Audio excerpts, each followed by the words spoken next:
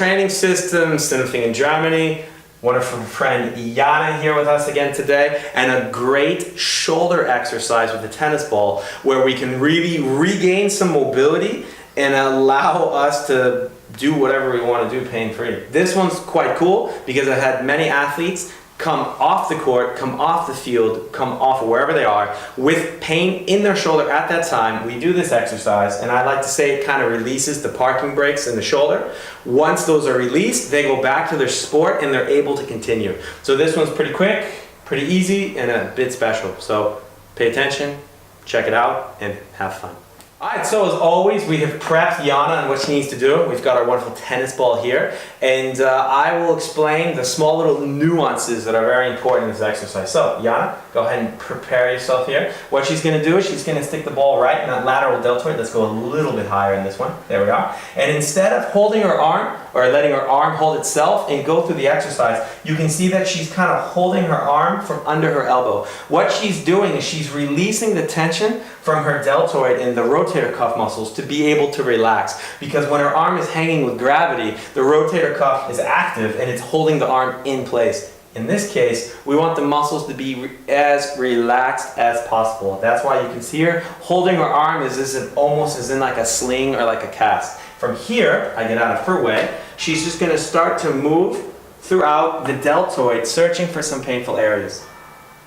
And I think she already previously mentioned that this one feels quite good. This is quite interesting because during the day, we're obviously sitting at our computers, we're driving our car, we're doing everything basically in a very neutral range of motion. And then when we're going to a sport, we're automatically increasing our shoulder flexion into the extreme motions, and usually with not the best warm-up. So from tennis serves to basketball players to even people just doing the home workout videos like Insanity, a lot of times the shoulder catches on fire a bit because we haven't really released those handbrakes I was talking about to allow the shoulder to move. So if you notice the ball is starting to fall, you don't need to fall with the ball. You can then just, take the ball, move it up a little bit, and start going through it again. Now, a lot of people love to move in circles with the ball. That's also okay. But the point with the ball usually is just to go left and right. If you want to move in circles, feel free, no worries. But the easy way to do it is just to go left and right, because the roll goes north and south because it's a roll. The ball is more like a cross friction massage going left to right.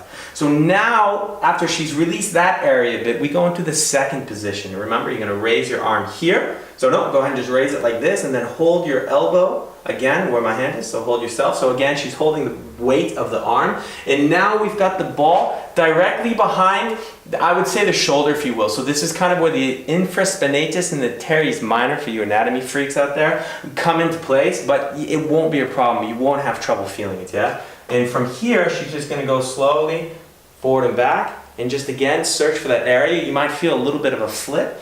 This is usually a bit more painful, I think, yeah, in this position. So I will clarify exactly where this one was, just so we can understand, because the ball's probably a bit hidden. But from here, I'm going to steal the ball from you here. As she's in this position, the ball is basically against the wall, obviously, right here. So this is the exercise that really releases all the brakes. We're going to take a second break here and come back with a bit more of an advanced one. So this next one will be optional, but the first two you have here are extremely important. Alright guys, so now the advanced exercise. You see that we're at a different angle with the camera, same spot in the beautiful room.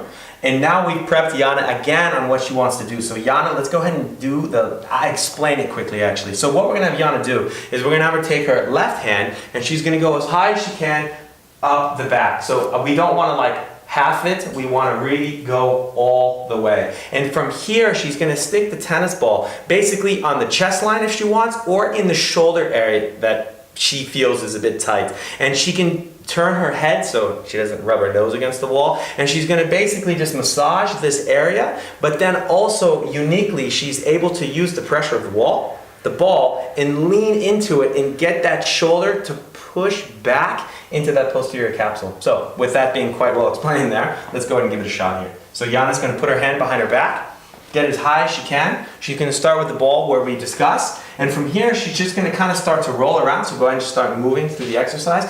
She can obviously remember to turn your head to the right. The tennis ball, you can use a larger ball, but the tennis ball is also quite nice because while many people can travel with one easily, everybody usually has one, and as long as you turn your head you don't really rub your nose against the wall. So from here you can see we're kind of working on the chest area, and then if you want to go into that shoulder area, you're able to even do you can do whatever you want in this position. I'm just going to give you the few pointers that are very important. And so from here, Yana, why don't you go ahead and get in that area where you were leaning against the ball, and that was basically pushing the shoulder, if you will, into the posterior capsule. So that's more back. And so from here, she can just kind of lean into it. She can continue to move against the wall. And one more benefit of a tennis ball versus something like a lacrosse ball is the tennis ball will flatten with your body because it's full of air. Where a lacrosse ball is going to always stay hard, so the surface area working against your body will always remain the same. Where the tennis ball will always become a little bit more because it's pressing into your skin. So nothing is wrong, nothing is right. We just want to know the differences between everything so we can make an educated decision on what tool, if you will, or what ball we want to use. All right, guys, as always, you can check us out on social media, mainly Instagram and Facebook.